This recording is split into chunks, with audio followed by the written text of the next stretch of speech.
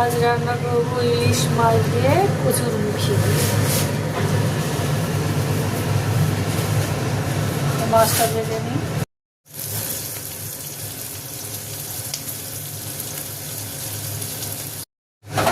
কড়াই তেল, শুকনো লঙ্কা, তেজপাতা দিয়ে দিয়েছি। এবার একটু জিরে ফোড়ন দেবো।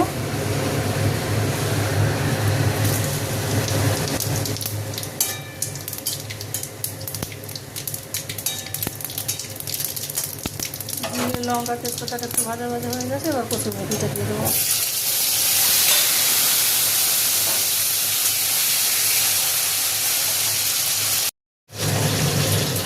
কিছু শুকনো মশলা নিয়েছি, লবণ, হলুদ গুঁড়ো, জিরের গুঁড়ো, শুকনো লঙ্কার গুঁড়ো আর একটু ধনের গুঁড়ো।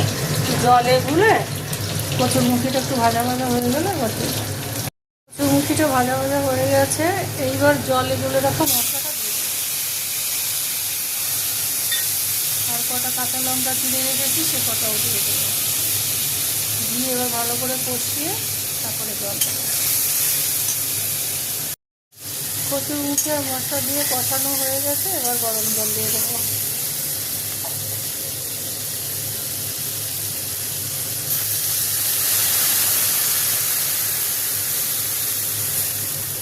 কচুরমুখিটা যাতে ভালোভাবে সিদ্ধ হয়ে যায় সেরকম পরিমাণ জল দেবো। কচুরমুখিটা একটু সেদ্ধ হয়ে গেছে। এবার মাছ 2 পিস দিয়ে দেবো। দিয়ে আবারও ঢাকা দিয়ে দেবো। ঢাকা দিয়ে একদম ঝোল কমিয়ে নামিয়ে দেবো।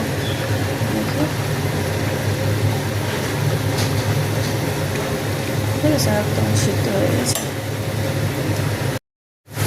আমার ইলিশ মাছ দিয়ে কচুরমুখী রান্না হয়ে গেছে। এবার নামিয়ে দেবো।